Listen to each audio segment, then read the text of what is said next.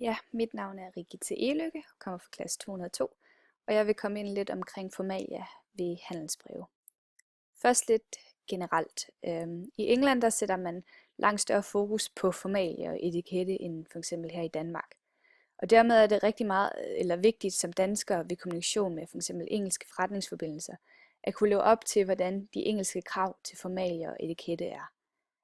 Ellers så kan man meget nemt komme til at fornærme nogen, eller få en eller anden rigtig dårlig start på et eventuelt forretningssamarbejde i fremtiden.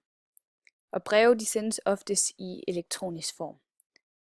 Undervejs her der vil jeg komme ind på lidt af de forskellige emner her, som man skal komme ind på ved et handelsbrev, og de bliver listet op her til venstre. Først og fremmest har vi et brevhoved, og i brevhovedet der finder man alle detaljer om afsenderen. Det er også her, man får kendskab til virksomhedens navn, adresse, telefonnummer, registreringsnummer og måske eventuelt ejerens navn. Ved fysiske breve, der vil det ved brevhovedet oftest være øverst i brevet. Og ved elektronisk e-mail, der vil det omvendt være som måske en signatur til sidst. Når vi kommer til reference og datoangivelse. I referencen er det lidt forskelligt, alt efter hvilket handelsbrev man har med at gøre. Det kan fx være nogle sags- eller ordrenummer, der leder modtageren ind på den præcise sag, vi har med at gøre. Under referencen der vil datoangivelsen så være, og her er det meget vigtigt, at måneder de skrives med stort begyndelsesbogstav og skrives helt ud, altså det vil sige, at der ikke er nogen forkortelser eller noget i den stil. Ved en britisk modtager der er det vigtigt, at man har den bestemte dag, f.eks. den 23. august. Det skal så stå før angivelsen af måneden.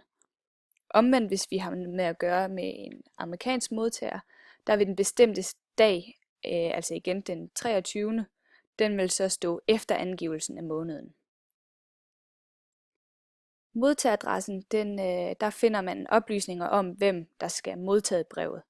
Og det kunne fx være et firma, hvor der ses på en bestemt afdeling, måske en salgsafdeling eller noget i den stil. Så har vi den indledende hilsen, og den indledende hilsen den kommer lige efter modtageradressen. Og den kan virke som om, at den er måske meget lille, eller måske en lille og ligegyldig ting. Men det er jo rent faktisk her, at man første gang sådan henvender sig til modtageren af brevet.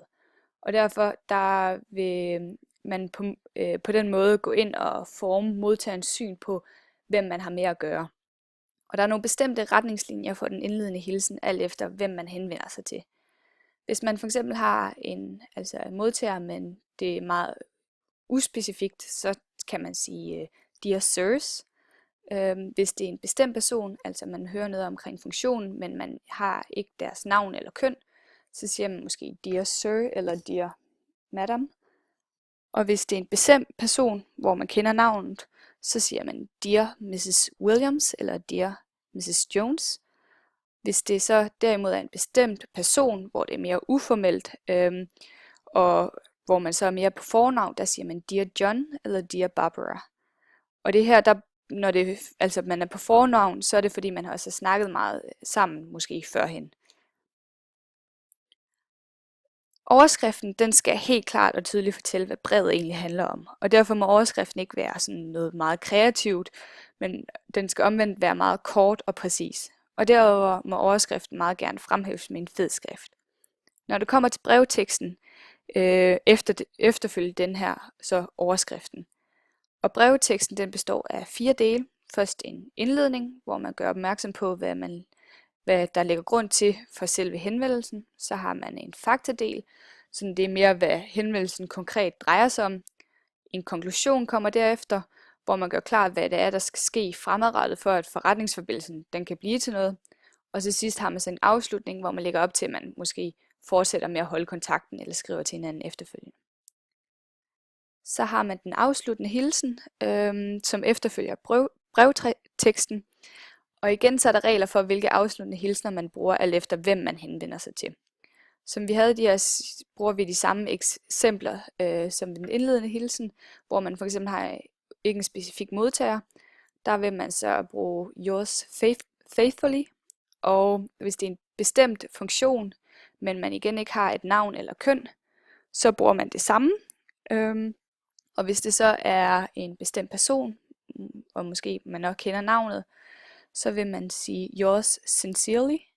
Og hvis det så er en bestemt person, men mere uformelt, hvor man kendte navnet, så er det best regards, man henvender sig med.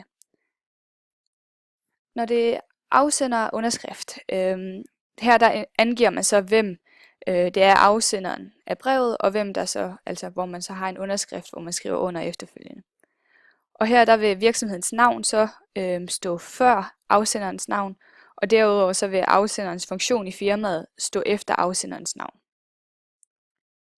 Hvis der er nogle bilag til handelsbrevet, så bliver disse angivet til sidst med betegnelsen ENC, og det er så et bilag, hvis det er, men omvendt hvis der er ENCS, altså så er det fordi, der er flere bilag. Til allersidst så vil man også angive under copy, hvorvidt om handelsbrevet måske er blevet sendt til andre modtagere, og hvis det derimod er en e-mail, så vil den her copy-element, den vil i stedet være angivet som en CC-angivelse i afsenderfeltet. Og det var egentlig alt omkring formalia til et handelsbrev.